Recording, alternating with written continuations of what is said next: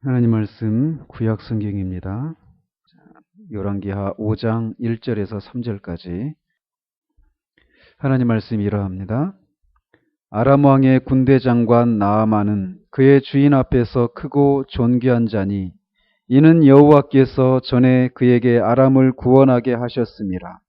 그는 큰 용사이나 나병 환자더라. 전에 아람 사람이 떼를 지어 나가서 이스라엘 땅에서 어린 소녀 하나를 사로잡음에 그가 나아만의 아내에게 수종들더니 그의 여주인에게 이르되 우리 주인이 사마리아에 계신 선지자 앞에 계셨으면 좋겠나이다. 그가 그 나병을 고치리이다 하는지라. 아멘.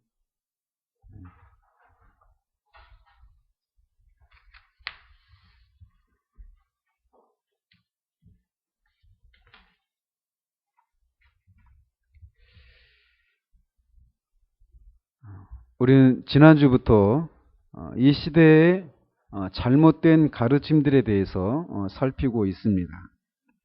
그래서 지난주에는 순종하면 형통한다라고 하는 이 시대의 가르침이 우리가 살펴봤던 것처럼 그렇게 단순하지가 않다라고 하는 것을 살폈습니다. 그래서 결론적으로 순종하면 반드시 형통합니다.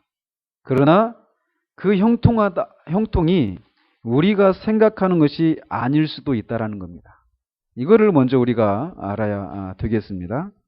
자, 그러면서 오늘은 이렇게 지난주에 다루었던 것과 연관된 주제입니다. 왜 사람들이 형통해야 된다라고 생각을 하는가라는 겁니다. 사람들이 왜 형통해야 되는가, 왜 순종해야 되는가, 형통해야 되기 때문에, 형통해야 되겠기 때문에 순종해야 되겠다 이런 생각을 하고, 그러면 또 왜 형통해야 되는가? 결국은 형통해야만 또는 성공을 해야만 하나님께 영광을 돌릴 수 있기 때문이다라고 그렇게 말을 한다라는 거예요.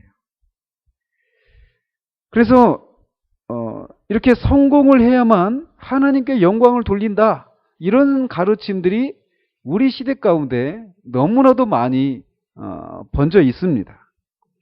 그래서 이런 가르침에 따르면 학생은 좋은 대학에 가야 돼요. 그리고 좋은 직장에 가야 되고 좋은 직업을 가져야만 성공하는 것이고 그렇게 되어야만 하나님께 영광을 돌리는 것이다 라고 생각한다라는 거예요. 건강해야 되고 또 부자가 되어야 되고 높은 자리에 올라가고 또 운동선수라면 경기에서 승리하고 금메달을 따야만 하나님께 영광을 돌릴 수 있다라고 생각을 한다라는 거죠. 이런 모습을 우리는 너무나 많이 보고 있습니다.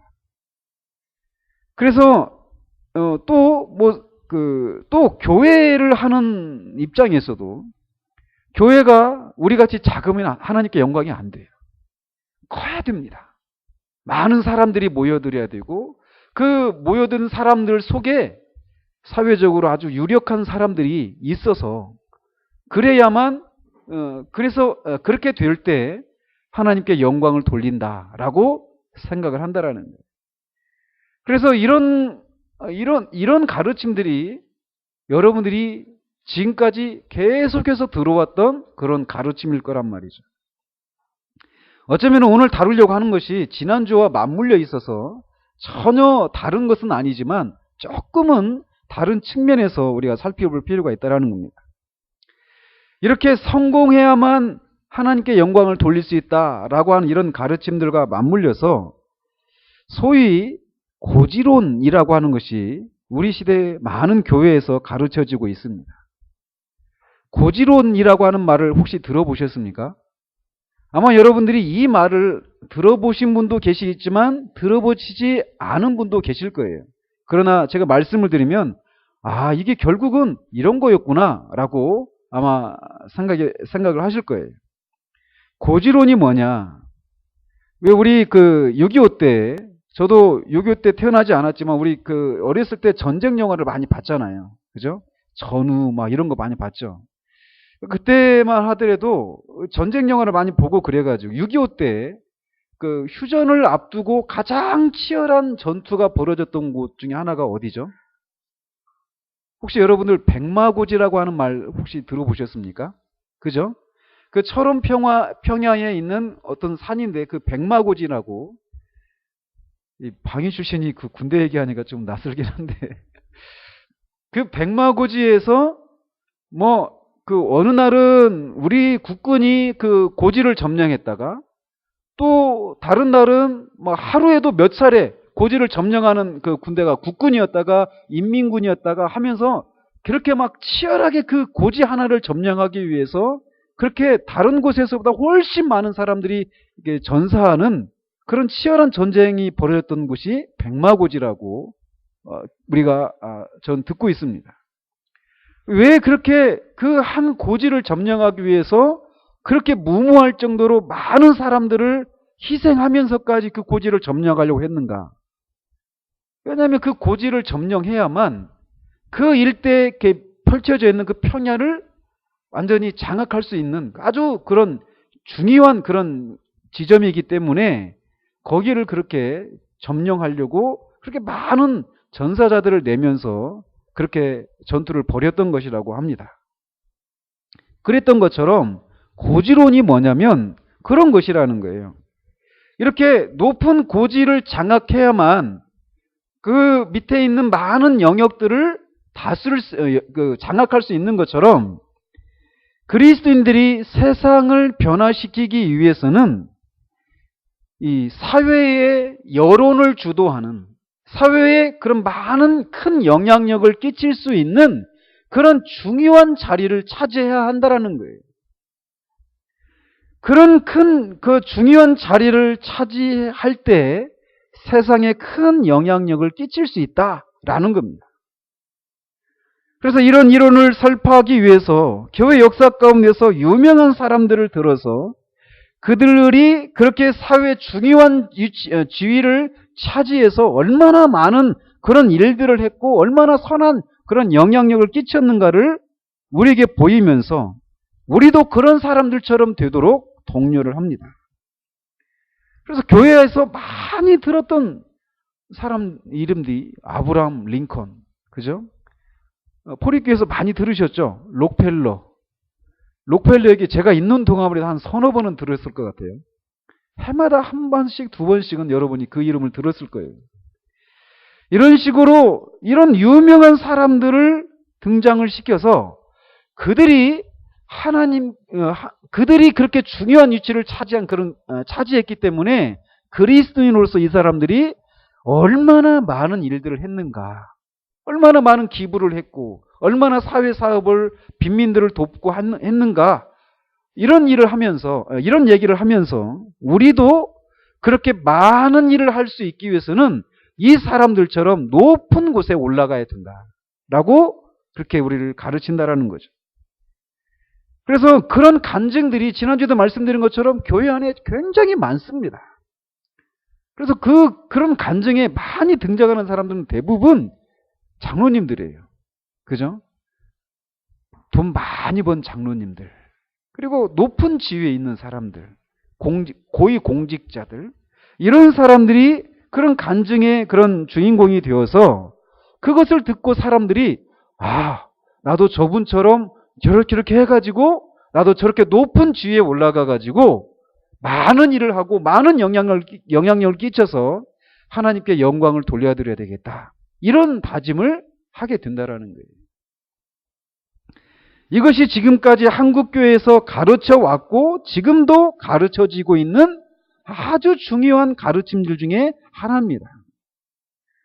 그래서 이런 가르침들이 아주 신실하게 교회에서 가르쳐져 왔기 때문에 통계에 의하면 우리 사회에 그런 영향력을 끼칠 수 있는 그런 집단이라고 불리는 국회의원, 정치가, 판검사, 변호사, 의사, 교수, 그리고 기업인들 중에 기독교 신자가 무려 30%, 40% 정도 된다고 그래요. 그리고 또한 그 강남에서 가장 부유한 지역인, 요즘 바로 나오네요. 강남 스타일. 아주 요즘 막 공전이 히트를 치고 하연이가 바로 강남 스타일 부르네. 이 강남의 가장 큰 부촌인 서초, 방배 이런 지역에 또 그 경기도의 강남이라고 불리는 분당 지역 이런 데 보면 기독교 인구가 40%가 넘어간다고 하는 그런 통계가 있습니다. 그리고 우리나라에서 그 가장 큰 교회들도 그 지역에 밀집되어져 있습니다. 결국 이 파워 집단이라고 불리는 이 계층 안에서 기독교인이 차지하는 비율은 30%, 40% 정도 된다라는 거예요. 근데 우리나라 일반적으로 기독교 인구가 뭐 적게는 15%, 많게는 20%까지 봅니다. 그러니까 이 전체 평균보다도 소위 그렇게 영향력을 끼칠 수 있는 고지론을 주장하는 사람들이 말하는 것처럼 고지를 점령한 그리스도인들이 전체 평균보다도 많다라는 거예요. 그게 우리나라의 지금 현실입니다. 그런데 이렇게 성공해야만 또는 높은 고지를 점령해야만 많은 일을 할 수 있고 하나님께 영광을 돌릴 수 있다라고 하는 그런 생각을 주장하는 사람들 속에 도사리고 있는 그런 위험 중에 하나가 무엇이냐면 개인적인 야망을 마치 그것이 하나님을 위한 것인 것처럼 그럴싸하게 포장할 그런 위험이 도사리고 있다는 거예요. 자칫 하나님의 영광을 위한다라는 미명하에 자신의 야망을 이루기 위해서 하나님을 자신의 도구로 삼는 그런 무시무시한 일을 할 수도 있다는 겁니다. 물론 실제적으로 그들을 통해서 그런 위치에 성공하지 못한 사람들이 하지 못했던 일들을 그들이 한 것이 분명히 있습니다. 그들이 분명하게 그렇게 기여하고 있는 부분이 분명히 있어요. 그것들까지 우리가 부정할 수는 없습니다. 그러나 우리의 현실을 또 다른 측면에서 보자라는 겁니다. 과연 그렇게 사회에 영향력을 끼치는 그런 위치에 올라가 있는 사람이 기독교인이 30% 40%나 된다고 하는데 그런 자리에 그렇게 많은 그리스도인들이 차지를 하고 있는데 과연 우리 사회가 기독교인의 그런 삶의 정체성들이 얼마나 사회 속에 녹아 있는가라는 겁니다. 부정과 부패가 얼마나 많이 사라졌는가라는 거예요. 특별히 우리는 기독교 대통령을 3명이나 배출을 했습니다. 그죠? 그러나 그 기독교 대통령이 기독교인 그리스도인 대통령이 나왔지만 3명이나 나왔지만 그들이 그렇게 우리나라에서 가장 높은 자리에 있다라고 하는 그런 위치에 올라가 있었지만 과연 그들이 그런 자리에 있어서 얼마나 이 사회가 부정과 부패로부터 자유로워지고 사회 약자들이 얼마나 큰 그런 도움을 받고 있고 또 그리스도인의 그런 향기를 그들이 그런 자리에 있음으로 인해서 얼마나 많이 드러내게 되었는가라는 거예요. 이 정부 들어와서 고위직에 올라가는 사람들 다 보십시오. 이 정부의 그 인사정책을 그렇게 빗대잖아요. 고소영, 그죠? 고려대, 소망교회, 영남지역 출신들. 그 세 가지 중에 하나가 교회 출신들이 굉장히 많이 소망교회 출신들, 그리스도인들이 그렇게 정부의 고위직에 많이 올라가고 그들이 고위직에 올라갈 때마다 청문회를 하면서 우리는 그들이 얼마나 부정과 부패가 찌들어 있는 그런 삶을 살았는가를 보게 되었다는 거예요. 위장 전입과 논문 표절, 불법 부동산 투기 이거는 기본입니다. 그죠? 얼마나 많은 그런 교회 그런 장로라고 하는 사람들, 집사라고 하는 사람들이 그런 부정과 부패에 연루되어 있는가라는 거예요. 사회에 영향력을 끼치고 있는 그런 위치에 있는 사람들임에도 불구하고 우리의 현실은 그들이 그렇게 높은 위치에 있어서 선한 영향력을 끼치기는커녕 오히려 하나님의 영광을 가리게 되는 그런 현실을 우리가 보고 있다는 거예요. 저는 어떤 정치적인 메시지를 전하려고 하는 것이 아닙니다. 다만 이렇게 소위 성공을 해야만 하나님께 영광을 돌려드린다. 저는 이 사람들을 성공주의자라고 부르겠습니다. 앞으로. 이런 성공주의자들과 고지론을 차지해야 하나님께 영광을 돌려드린다. 이런 사람을 또 고지론자라고 부르겠습니다. 자, 이렇게 성공주의자들과 고지론자들이 주장하는 것처럼 사회에 그런 큰 영향력을 끼치고 그로 인해서 많은 일들을 하고 그렇게 해야만 하나님께 영광을 돌려드린다. 그렇기 때문에 그리스도인들이 그런 높은 위치에 올라가도록 애를 써야 되고 성공을 해야 된다. 이렇게 주장을 하지만 그 결과 실제적으로 많은 사람들이 그런 위치에 올라가 있지만 나타나는 현실은 그들이 생각하는 것처럼 하나님께 영광을 돌려드리기는커녕 오히려 더 교회에 하나님의 영광에 먹칠을 하는 그런 현실이 우리의 엄연한 현실이라는 거예요. 이렇게 나타나는 현실을 가지고도 그들의 주장이 그렇게 마냥 옳지 않다라고 하는 것을 우리가 볼 수 있게 된다라는 거죠. 아까도 말씀드렸지만 그들이 그런 위치에 있어서 그들의 그런 위치에 올라가지 못한 사람들이 했던 그런 일들도 분명히 있습니다. 그것까지 제가 깡그리 무시하는 것은 아닙니다. 그러나 전체적인 모습이 그렇지가 않다라는 거예요. 이렇게 나타나는 현실만 가지고 그들의 생각이 옳은지 그른지를 판단하는 것은 또 자칫 잘못될 수가 있습니다. 그렇기 때문에 우리의 기준은 항상 성경적이어야 돼요. 성경에서 과연 이들의 주장이 옳다라고 인정하고 있는가라는 겁니다. 따라서 오늘 본문을 통해서 과연 성경에서도 오늘날 교회들에서 가르쳐지고 있는 이런 생각들이 과연 옳은 것인가를 살펴보도록 하겠습니다.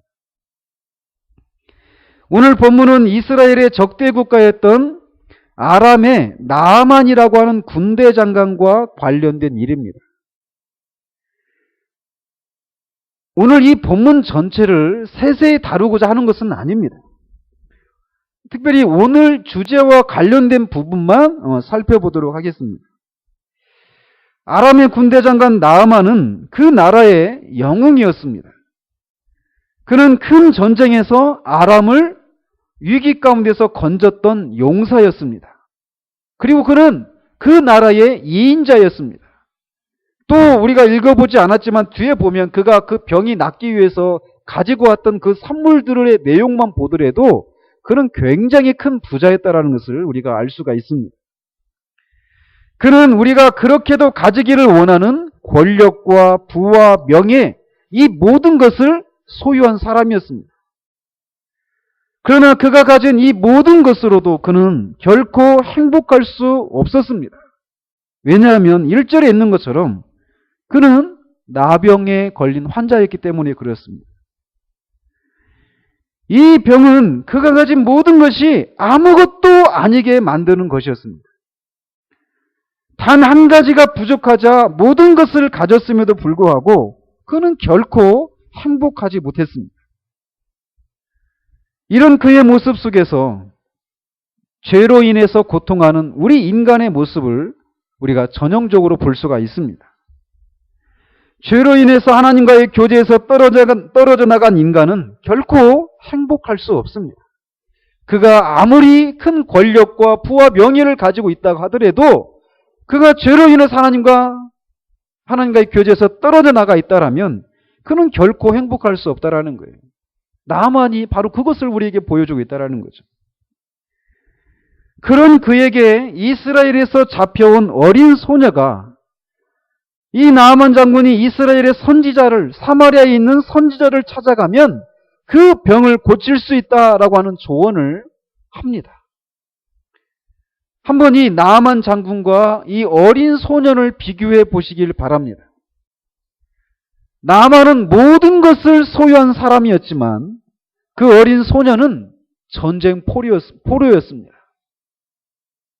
그 소년은 가난하다라고 하는 말도 할 수 없는 자신의 소유가 전혀 없는 노예였습니다.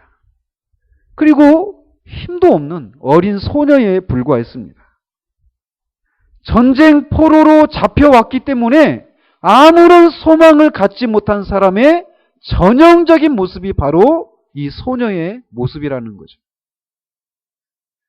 이렇게 나만 장군과 이 어린 소녀는 너무나 정반대 지점에 서 있는 두 사람입니다. 그러나 그 소녀는 나만이 가지고 있는 이 결정적인 불행의 원인인 나병을 고칠 수 있는 길이 무엇인지를 알고 있는 유일한 사람이었습니다. 그것은 이스라엘의 사마리아에 있는 선지자 곧 엘리사에게 찾아가면 나을 수 있다라고 하는 그런 복된 소식을 가지고 있는 유일한 소녀였다라는 거예요. 그리고 이 소식을 듣고 나아만이 엘리사를 찾아가서 결국은 그 병이 낫고 나아만이 이스라엘의 하나님만이 참 하나님이심을 깨닫게 되는 일들이 있게 됩니다. 아무것도 가지지 못하고 아무도 그 소녀처럼 되고 싶지 않은 그런 위치에 있었던 소녀가 모든 것을 가지고 있었지만 그 모든 것이 아무것도 아니게 만들었던 결정적인 원인을 해결할 수 있는 길이 어디 있는가를 알려줄 수 있는 유일한 소녀였던 것처럼 그리스도인도 세상 속에 있는 그리스도인들도 바로 이런 소녀의 모습과 같다라는 거예요.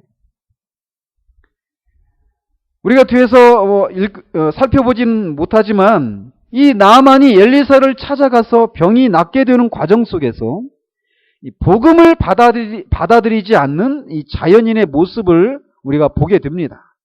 오늘 이것까지 살피려고 하면은 이 주제를 다 살필 수가 없어요. 그래서 우리가 여기서 주목하고자 하는 것은 이 소녀를 오늘날 소위 성공주의자들과 고지론자들이 이 소녀를 본다라면 어떻게 판단을 할 것인가라는 거예요. 성공주의자들과 고지론자들이 이 소녀를 보았다라면 그들의 관점에서 이 소녀는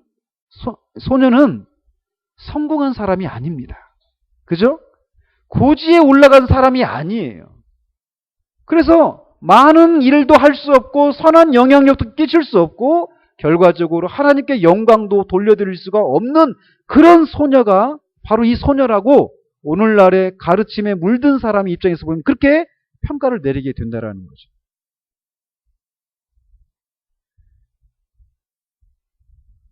억지로라도 소위 이 고지론자들이 그 소녀가 결국은 이 아람의 그 가장 높은 고지에 있는 그 나아만 장군과 접촉을 했으니까 이런 일이 일어났지 라고 말하면서 억지로 그들의 주장을 이렇게 펼친다라면 우리는 이렇게 반박할 수 있습니다. 고지론자들의 입장은 우리가 그렇게 고지에 올라가기 위해서 우리가 적극적으로 애를 쓰고 열심을 내고 막 실력을 쌓고 해야 된다라고 주장을 해요. 즉 우리가 자발적으로 그런 위치에 올라가야 된다라고 얘기한다는 거죠. 그러나 이 소녀는 자발적으로 그 자리에 간 것이 아니에요. 그죠? 전쟁 포로로 잡혀간 거예요. 그런 고지에 내가 가서 나아만 장군을 만나가지고 그를 개종시켜야 되겠다. 이런 다짐을 가지고 간 게 아니란 말이에요. 그러나 그렇게 그 소녀는 고지를 점령한 사람이 아닙니다. 그리고 우리가 보기에는 성공한 사람도 아니에요.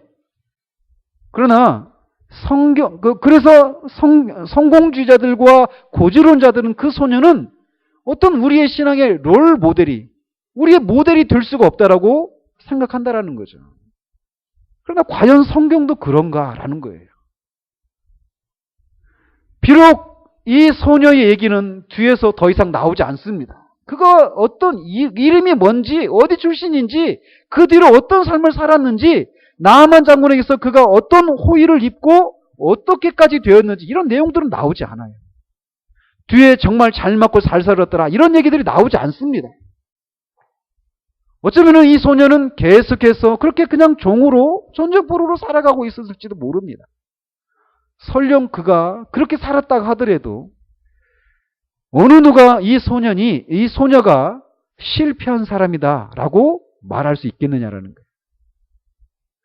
어느 누구도 정상적인 그리스도인의 그런 생각을 갖고 있는 사람이라면 그 소녀를 그런 식으로 판단할 수가 없을 거라는 거죠.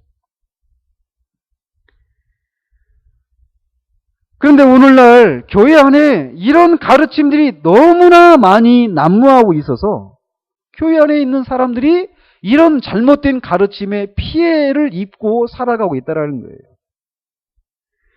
무엇보다 소위 성공하지 못했거나 고지를 점령하지 못한 사람들은 자신은 하나님께 영광을 돌리지 못하는 사람이고 선한 영향력을 끼칠 수 없는 사람이다라고 하는 생각을 가지고 있다는 거예요. 그래서 그런 데서 오는 열등감과 우울함과 의기소침함 이런 것들에 시달리면서 살아가는 사람들이 교회 안에 너무나 많다라는 겁니다. 왜냐하면 고지에 올라갈 수 있는 사람은 언제나 소수이기 때문에 그래요. 그죠? 대통령의 자리에 올라갈 수 있는 사람은 모든 사람이 대통령이 될 수 있는 게 아니라 한 사람입니다. 모든 사람이 판검사가 될 수 있는 게 아니에요. 모든 사람이 국회의원이 되고 모든 사람이 성공한 사업가가 되는 것이 아니란 말이에요. 성공이나 고지는 몇몇 소수의 사람들에게만 허락하는 그런 영역이란 말이죠. 그렇기 때문에 교회 안에 있는 대부분의 사람들은 소위 성공하지 못한 사람들이고 고지를 점령하지 못한 사람들입니다.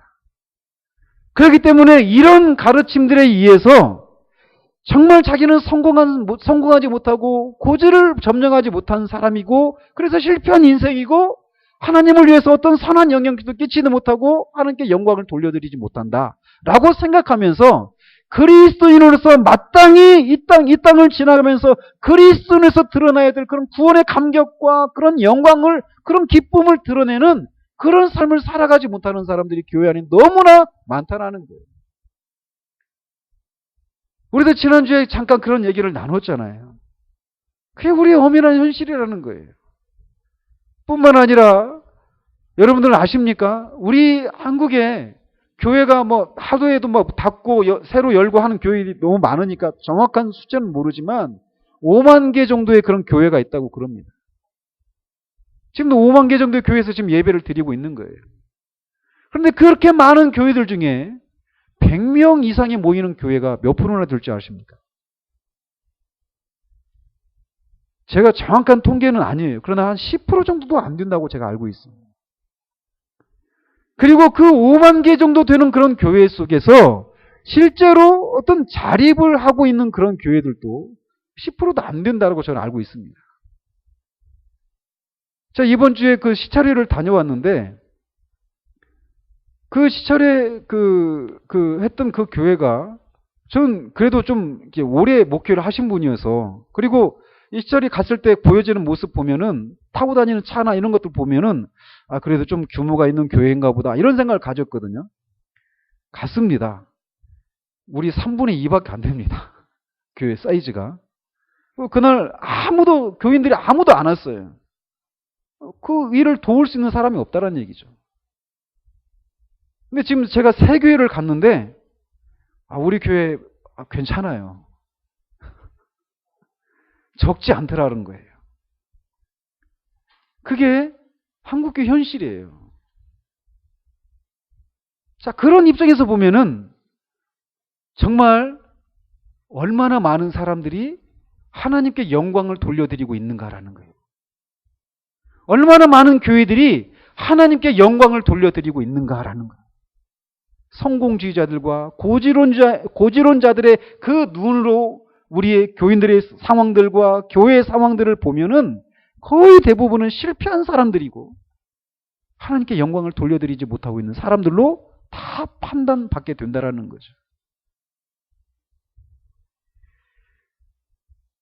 따라서 과연 성경에서 말하는 성공이 무엇인가를 먼저 생각해 볼 필요가 있습니다. 여러 가지로 얘기를 할 수 있겠지만 한마디로 말씀을 드린다라면 하나님이 쓰시느냐 쓰시지 않느냐에 성공의 여부가 달려 있습니다.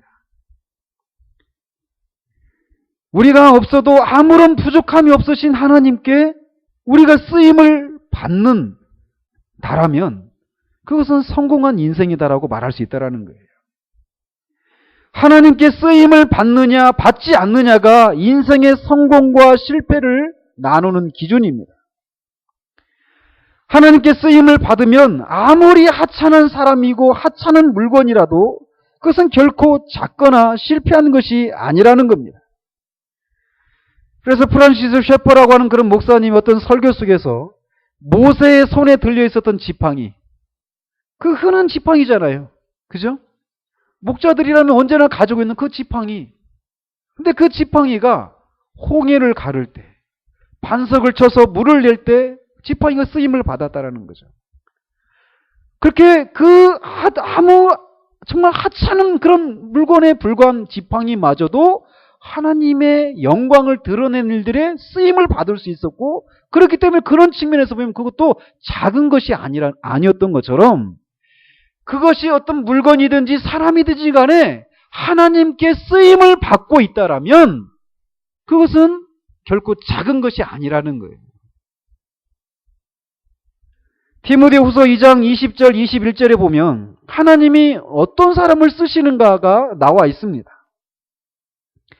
큰 집에는 금그릇과 은그릇뿐 아니라 나무 그릇과 질그릇도 있어 귀하게 쓰는 것도 있고 천하게 쓰는 것도 있나니, 그러므로 누구든지 이런 것에서 자기를 깨끗하게 하면 귀히 쓰는 그릇이 되어 거룩하고 주인의 쓰심에 합당하며 모든 선한 일에 준비함이 되리라. 이 본문을 성공주의자들이나 고지론자들은 우리가 하나님께 귀하게 쓰임받기 위해서는 금그릇이 되어야 되고 은그릇이 되어야 된다라고 얘기를 합니다. 그래서 그들이 가지고 있는 사상의 그 뿌리에 들어가 보면 그들은 우리가 금그릇이 되어야 되고 은그릇이 되어야 된다, 그 결과만 중요하게 생각하는 경향이 있다라는 거예요. 어떤 위치에 오르기까지 그가 어떤 과정을 거쳤는지는 그렇게 중요하게 생각하지 않습니다. 이것을 언급하지 않는 것은 아니지만 다분히 결과에 치중해 있다라는 거예요. 그가 거룩한 방식으로 그 자리에 오르게 되었는가 보다 그냥 그가 금그릇인가 질그릇인가에만 주로 관심을 둔다라는 거예요.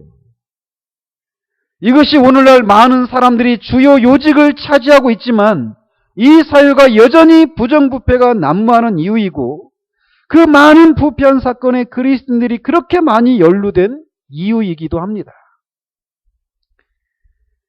그러나 주님은 그릇이 금그릇이냐 질그릇이냐 하는 것에 별로 관심이 없으십니다. 아무리 금그릇이더라도 그것이 더럽혀져 있으면 주님께서 사용하실 수가 없어요. 반대로 나무 그릇이나 질그릇이라도 그것이 깨끗하다면 목적에 맞게 주님이 얼마든지 사용하실 수 있습니다.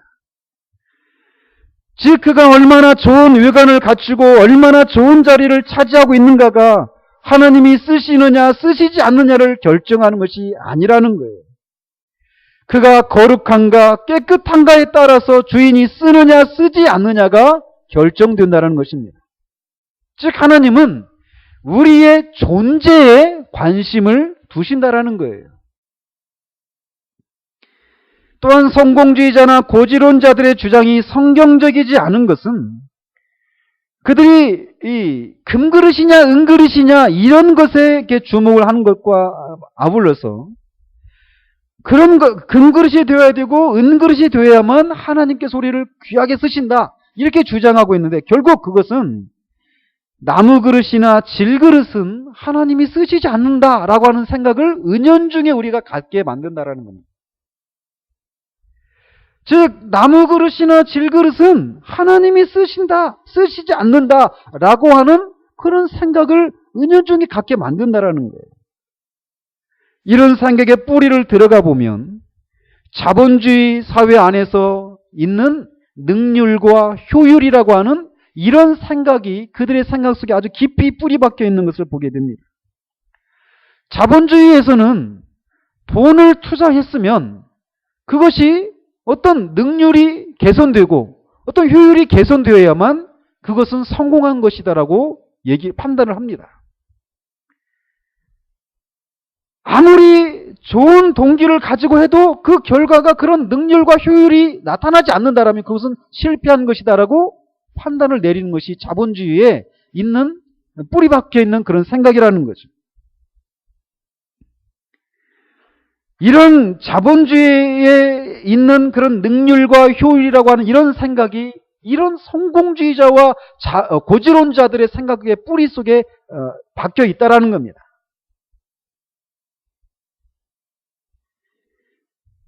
마찬가지로 이들은 우리가 어떤 능력을 갖춰야만 하나님께 영광을 돌릴 수 있고 많은 일들을 할 수 있다고 생각을 합니다. 물론 우리가 많은 능력을 갖추면 많은 일을 할 수 있는 것은 사실입니다. 그러나 우리가 많은 일을 해야만, 또 많은 능력을 갖춰야만 하나님께 쓰임을 받거나 하나님의 일을 할 수 있는 것은 아니라는 거예요. 그러나 이런 생각을 가지고 있는 그들의 입장에서 보면 아무런 능력을 갖추지 못한 사람들은 아무런 일도 할 수 없다, 이런 결론에 도달하게 됩니다. 고지에 오를 수 없는 사람들은 아무 일도 못하거나 하더라도 아주 적은 일을 한다, 이런 생각을 갖고 있다는 거죠. 과연 그렇게 아무런 능력을 갖추지 못한 사람들은 아무런 일도 할 수 없는 걸까요? 예를 들어서 태어나면서부터 어떤 정신적인 문제를 가지고 있는 그런 사람들은 무용지물입니까? 하나님을 위해서 쓰임받을 수 없는 것입니까? 아니면은 건강하게 살다가 우리가 불의의 사고로 인해서 어떤 장애를 입은 사람들, 이런 사람들 인생이 이제 완전히 끝난 것입니까? 잘 나가다가 사업이 쫄딱 망한 사람들, 이런 사람들은 아무것도 할 수 없는 것입니까? 실제로 우리의 삶을 돌아보면은 아까도 말씀드린 것처럼 능력을 가지고 있는 사람보다 능력을 적게 가지고 있고 아예 아무런 능력도 없어 보이는 사람들이 우리의 주변의 대부분입니다. 그렇지 않습니까?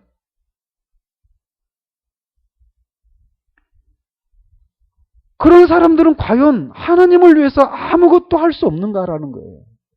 한마디로 누군가의 도움을 받아야만 하는 그런 입장에 있는 사람들은 하나님을 위해서 아무것도 할 수 없고 따라서 하나님께 영광을 돌리는 삶을 살 수 없는가라는 거예요. 이번 주에 제가 아주 이렇게 감동적인 그런 이렇게 기사거리를 하나 이렇게 읽게 됐는데, 이 자폐 증세가 있는 아들을 키우는 엄마 이야기였습니다. 근데 기사를 읽어보니까 엄마가 예수님을 믿는 사람이었어요. 근데 이 엄마가 세준이라고 하는 엄마인데, 아들의 엄마인데, 아들 이름이 세준이에요. 14살 된 중학생 정도 되는 아이죠. 근데 이 아이가 그 엄마가 이 아이를 낳을 때 아직 그 진통도 오지 않았고 양수도 터지지 않고 그랬어요. 어떤 분만의 기미가 없었는데 의사가 유도분만을 이제 하자, 그래서 빨리 낳자, 이렇게 해가지고 유도분만 주사를 맞았답니다. 근데 그게 잘못됐어요. 그래가지고 이 양수가 터졌는데 아이가 나오질 않는 거예요. 양수가 다 말라버렸는데도. 그러니까 아이가 태어나면서부터 집중 치료실에 한 달 동안 머물러 있었답니다. 더 마른 상태로 이렇게 나왔다고 그래요. 그래서 얘가 정상적인 그런 활동을 못하는 아이예요. 자폐 증세가 있는 아이로 태어나게 되었습니다. 그러니까 이 아이의 엄마가, 다른 사람들은 엄마 때문이다라고 말을 하지 않지만 자기는 자기 때문이다라고 생각을 하는 거예요. 그래가지고 이 아이에게 막 어떤 죄책감을 가지고 있습니다. 그러면서 그 아이를 이제 키우는 과정 속에서 있는 얘기들을 막 하는 거예요. 그런데 그 엄마가 그 아이에 대해서 이런 얘기를 하는 거예요. 세준이는, 그러니까 그 아이가 그러니까 얼마나 많은 손이 필요하겠습니까? 그죠? 엄마의 손이 얼마나 많이 필요하겠어요? 아무것도 스스로 할 수 없는 아이인데. 근데 그런 아이를 키우면서 그 엄마가 이런 고백을 하는 거예요. 세준이는 제가 엄마라는 사실을 너무나 확실하게 알게 해주는 아이예요. 엄마의 무진장한 노력을 원하는 아이고 그런 노력이 없이는 살 수 없는 아이죠. 내가 이 아이의 엄마가 아니면 안 되는 이유, 엄마의 존재감을 확실히 인지시켜주는 아이예요. 순간이지만 엄마를 기대할 때 보이는 세준이의 반짝이는 눈빛, 행복해하는 모습, 처음 입을 열어 어머니를 불렀을 때의 기쁨, 또 다른 뭔가를 해냈을 때의 성취감, 이런 것들이 저를 움직이게 해요. 세준이가 어머니 예뻐요 라고 말해줄 때 엄마는 너무나 행복해요. 세준이는 이미 저에게 해준 것이 너무나 많아요. 세준이로 인해서 기쁘고 행복한 순간들이 정말 많았거든요. 세준이가 나를 어머니 어머니 하고 불러주는 것만도 얼마나 감사한지요. 저에게는 세준이의 존재 자체가 행복이에요. 제가 굉장히 감동을 받았습니다. 세준이는 자신의 힘으로 일반적인 삶을 살 수가 없는 아이입니다. 끊임없이 엄마나 누군가의 도움을 받아야만 살 수 있는 그런 아이예요. 그러면 그런 아이를 성공주의자들이나 이 고지론자들이 이 아이를 바라보면 이 아이는 다른 사람의 인생을 허비하게 만드는 아무 짝에도 쓸데없는 아이다. 이렇게까지 볼 수 있다는 거죠. 과연 그렇습니까? 과연 이 아이가 엄마에게 또 주변 사람에게 폐만 끼치고 아무것도 할 수 없는 그런 아이냐라는 거예요. 엄마의 고백을 보십시오. 엄마는 이 진실한 고백이라고 제가 일부만 읽어드렸는데 기사를 읽어보면 엄마가 진짜 이거를 깨닫고 있구나. 이걸 누리고 있구나. 이렇게 생각이 되어집니다. 아무것도 할 수 없는 세준이도 그 아이도 엄마를 엄마가 이런 거구나 라고 하는 것을 엄마가 깨닫게 돼요. 그리고 그런 일을 하고 있는 자신에 대해서 감사하게 생각하고 그런 자신의 존재를 일깨워준 세준이가 감사해요. 아무것도 할 수 없는 세준이가 그 한 사람을 엄마를 세워주고 엄마의 인생의 그런 소중함을 깨닫게 하고 그런 것을 인해서 하나님께 감사하게 하는 이런 일을 그 아이가 하고 있다는 거예요. 이런 것을 생각할 때 소위 성공주의와 고지론은 얼마나 끔찍한 이론이 될 수 있는가를 생각해 볼 필요가 있다는 거예요. 어떤 그 사람의 인생이 어떤 효율과 능률과 어떤 생산을 해내는 그런 삶이 아니라면 그 인생은 실패한 인생이다 라고 하는 데까지 갈 수 있거든요. 그런 끔찍한 생각이 독일의 교회에 자리하고 있어서 히틀러가 그렇게 많은 유대인들을 학살하고 그렇게 많은 장애아들과 그런 사람들을 죽이는데 일조했던 것입니다. 이만큼 이런 생각이 끔찍한 거예요. 근데 우리는 이들이 말하는 것처럼 성공을 꿈꾸고 높은 위치에 오르려고 우리 주변에 있는 사람들을 밟고 지나가고 하려고 하는 그런 생각들을 갖고 있다는 거예요. 이것은 전혀 성경적인 그런 이론이 될 수가 없다는 겁니다. 오히려 우리들의 삶을 보면은 정말 우리는 우리 주변에 이 세준이와 같은 사람들이 둘러싸여 있는 그런 상황 속에 우리가 처해 있습니다. 그래서 우리가 아니면 정상적인 삶을 살 수 없는 수많은 세준이들을 섬겨야만 하는 그런 상황 속에 우리가 처한 경우들이 많다라는 거예요. 아마 그 사람들이 여러분의 남편이나 아내, 자녀가 될 수도 있고 주변의 이웃일 수도 있습니다. 우리는 이런 세준이들로부터 피하고 싶어 합니다. 세준이를 섬기고 있는 동안 행복을 누릴 수 없다고 생각합니다. 그런 상황으로 인해서 자신은 성공하지 못했고 고지에 못 올라갔기 때문에 실패했다고 생각한다는 거예요. 그러나 하나님은 알 수 없는 신비 속에 우리가 원하지 않는 환경 속에 두십니다. 그리고 우리의 전적인 도움을 필요로 하는 사람들을 섬기는 과정을 통해서 결국 선을 이루시고 마십니다. 그 과정에서 우리를 빚으시고 빚어가시는 동안 누군가를 구원하시기도 하십니다. 그런 일을 하도록 우리의 전적인 도움을 필요로 하는 사람들을 우리 주변에 붙여주신 거예요. 한번 생각해 보십시오. 여러분들이 세준이라고 생각하는 여러분들이 힘들어하는 그 누군가가 여러분이 아닌 다른 환경 가운데 있다고 생각해 보십시오. 더더군다나 이런 성공주의자와 고지론자들의 그런 그 생각을 지지하는 사람들에게 여러분들의 세준이가 맡겨져 있다고 생각해 보십시오. 얼마나 끔찍합니까? 하나님은 우리에게 그 사람들을 우리에게 맡아달라고 우리에게 부탁하신 거예요.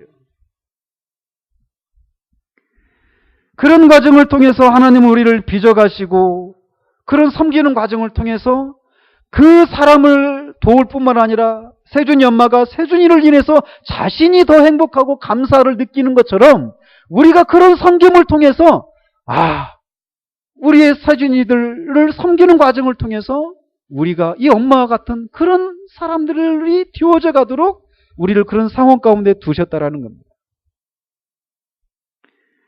그러니 다른 사람들과의 비교를 통해서 자신은 고지는커녕 가장 밑바닥에 처한 것이라고 하며 생각하면서 우울하거나 슬퍼하지 마시길 바랍니다. 하나님께 여러분이 쓰임을 받고 있다라면 그것으로 성공한 인생입니다. 성공주의와 고지론에 숨어있는 또 다른 위험은 이들은 천국에 대한 소망보다 이 땅에서의 성공을 더 열망하게 한다는 것입니다. 그들의 관심은 온통 이 땅에만 있습니다. 그래서 그들이 성공을 하고 높은 자리에 올라가가지고 그런 것을 통해서 그들이 해낸 어떤 일들, 그 결과만 생각합니다. 그러나 만약 그 결과들이 천국에서도 유효한가, 유효하지 않은가, 이런 것들은 그들의 큰 관심이 아닐 수도 있다는 거죠. 그리고 그렇게 성공하고 높은 자리에 올라가는 것, 그것이 마치 인생의 어떤 그런 목적인 것처럼 생각을 한다는 거예요. 그래서 그렇게 성공을 하면, 그렇게 고지에 올라가면 자신은 성공을 했다고 하고 그것을 인해서 감사하고 기뻐하면서 그런 것들을 자랑하며 살아간다는 것이죠. 그러나 그런 많은 사람들이 이미 상급을 다 받은 사람들이라면 어떻게 생각하시겠습니까? 그런 사람들에게 천국이겠습니까? 이미 이 땅에서 모든 것을 누리고 있는데 그들에게 또 다른 천국이 필요할까요? 그런 성공주의와 고지론을 주장하는 사람들에게는 천국은 그냥 덤으로 주어지는 어떤 것쯤으로 생각을 합니다. 그러나 그들의 생각이 옳지 않다라는 겁니다. 만약 이 땅의 삶이 전부라면 얼마든지 여러분이 이 땅에서 성공하지 못하고 고지를 못 올라간 것을 인해서 슬퍼하시고 낙심하고 원망하십시오. 그러나 우리가 믿는 바 이 땅은 잠시 지나가는 것에 불과합니다. 우리에게는 천국이 있습니다. 이 땅에서 주를 위해 우리의 삶을 다 내어드리고 그 결과 누군가가 영원한 생명을 얻고 그러는 과정을 통해서 우리들이 주님을 닮아가는 삶을 살고 있다라면 그것은 성공한 것이고 그런 수고에 대해서 주님은 장차 천국에서 우리가 상상할 수 없었던 그런 상급을 베풀어 주실 거라는 거예요. 성경의 관심은 여러분이 어디에 있는지, 얼마나 많은 사람에게 영향을 끼치며 살고 있는지에 관심이 없습니다. 여러분이 하나님께서 쓰시기에 깨끗한가에 관심이 있으시다라는 거예요. 그러므로 여러분의 삶을 들여다보면서 다른 사람들과의 그런 비교를 통해서 성공하지 못한 여러분의 삶, 고지에 오르지 못한 여러분의 그 삶을 보면서 우울해하거나 슬퍼하거나 낙심하지 마시라는 거예요. 여러분이 할 일은 여러분을 그 삶의 자리 가운데 두신 그 주님의 부르심을 생각하면서 여러분의 그 각자의 부르심에 충실하는 삶을 살아야만 한다는 거죠. 모든 사람들이 되고 싶고 이루고 싶은 자리에 있는 것을 자랑하거나 또 그것을 부러워하지 마시기 바랍니다. 아무리 높은 자리, 부한 자리에 있어도 하나님이 쓰시기에 합당하지 못하면 그런 쓰임을 받을 수 없고 그런 실패한 인생에 불과하다는 것입니다. 설령 그가 그렇게 이 땅에서 성공한 것 같고 그가 이 땅에서 정말 고지에 올라가 있어서 많은 사람들의 부러움을 사고 있을지 모르지만 그가 실제적으로 하나님께 쓰임을 받고 있는 것이 아니라면 그것은 그에게 오히려 더 큰 재앙이 될 수 있다는 것입니다. 그리고 설령 그가 깨끗하게 되어서 그런 높은 위치에서 하나님께 쓰임을 받고 있다라면 그것도 그가 자랑할 것이 못 됩니다. 그것을 감사할 따름이지 그것이 누군가에게 자랑거리가 되고 자신의 능력으로 그렇게 된 것이냐 착각해서는 안 된다라는 거예요. 또한 자신이 옳은 고지가 다른 사람보다 높은가 높지 않은가에도 관심을 두지 마시기 바랍니다. 5달란트를 받았는지 1달란트를 받았는지 그것은 우리의 관심사가 아닙니다. 우리가 받은 대로 우리가 충성하면 돼요. 우리는 주어진 대로 최선을 다하면 됩니다. 그리고 그 결과가 높은 고지가 아니어도 그 결과에 대해서 하나님은 책망하지 않으십니다. 하나님이 우리에게 주신 그 달란트를 우리가 충성을 다하고 최선을 다했다라면 그것에 대해서 하나님이 그 결과에 대해서 책임을 묻지 않으신다라는 거예요. 반대로 고지에 올라가는 상황이 아니라 정반대의 상황에 놓여져 있다라면 그것을 인해서 원망하지 마시기 바랍니다. 우리의 관심은 높은가 낮은가가 아닙니다.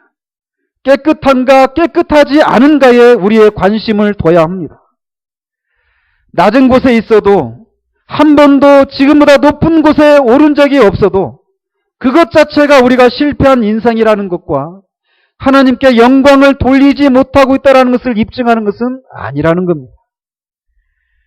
우리가 깨끗하다면 그래서 우리가 설령 나무 그릇이고 질그릇에 불과할지라도 우리가 깨끗하다면 하나님은 우리를 쓰십니다. 특별히 우리의 끊임없는 도움을 필요로 하는 사람들을 우리에게 붙여주시고 그들을 섬기는 것을 통해서 우리가 그들에게 어떤 존재인지를 깨닫고 있다면 그것은 벌써 우리가 하나님께 쓰임을 받고 있는 것이라고 할 수 있습니다. 그러므로 우리는 사도처럼 오히려 약한 것을 자랑하는 사람들이 되어야 합니다. 내가 부득불 자랑할진대 내가 약한 것을 자랑하리라. 왜냐하면 그러므로 내가 그리스도를 위하여 약한 것들과 능욕과 궁핍과 박해와 권고를 기뻐하노니 이는 내가 약한 그때의 강함이라. 우리가 약하다라는 것을 인정하게 될 때, 인식하게 될 때 주님이 주시는 능력을 힘입어서 우리가 강하게 되고 그런 우리를 주님이 쓰신다라는 것입니다. 그렇기 때문에 우리가 높은 고지에 올라간 것들, 성공한 것들 이런 것이 자랑이 아니라 약한 것을 자랑해야만 한다라는 거예요. 우리가 없다면 정상적인 삶을 살아갈 수 없는 그런 사람들은 어떻게 될까를 한번 생각해 보십시오. 하나님은 우리에게 그런 기대를 가지고 계십니다. 그런 사람들을 주님이 주시는 능력을 힘입어서 섬기는 것을 통해서 정말 다른 사람들은 감당할 수 없는 그 일을 우리가 감당하도록 해서 그렇게 우리를 쓰신다라는 거예요. 그 어린 소녀는 그 이유로 등장하지 않습니다. 그러나 누가 그를 실패한 인생이라고 할 수 있을까요? 아무도 그렇게 말할 수가 없을 것입니다. 결론적으로 하나님께 쓰임 받는다라면 그 인생은 성공한 인생이라는 것을 우리가 생각을 해야만 합니다. 사람이 알아주는가 아닌가는 중요하지 않습니다. 우리가 이 땅이 전부가 아닙니다.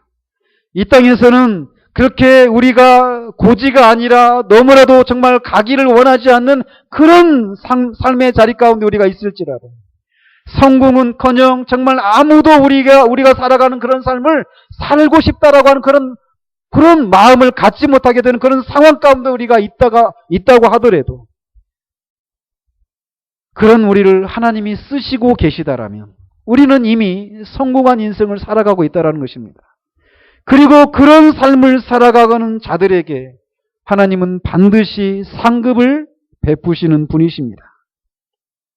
그러므로 우리는 우리의 낮음을 인해서, 우리의 성공하지 못한 것을 인해서 우울해하거나 슬퍼하거나 열등감을 가지거나 낙심할 필요가 없다라는 겁니다. 만약 우리가 그런 생각들을 가지고 있다면 우리도 모르는 사이에 이 시대의 잘못된 가르침들에 우리가 영향을 받고 있다라고 하는 것을 증명하는 것이 될 것입니다. 그런즉 너희는 강하게 하라. 너희의 손이 약하지 않게 하라. 너희 행위에는 상급이 있음이라 하니라. 우리에게는 상급이 있습니다. 우리의 약함을 두려워하지 마시기 바랍니다. 우리의 낮음을 부끄러워하지 마시기 바랍니다. 우리가 여전히 하나님께 쓰임받고 있다면 우리는 성공한 사람들입니다.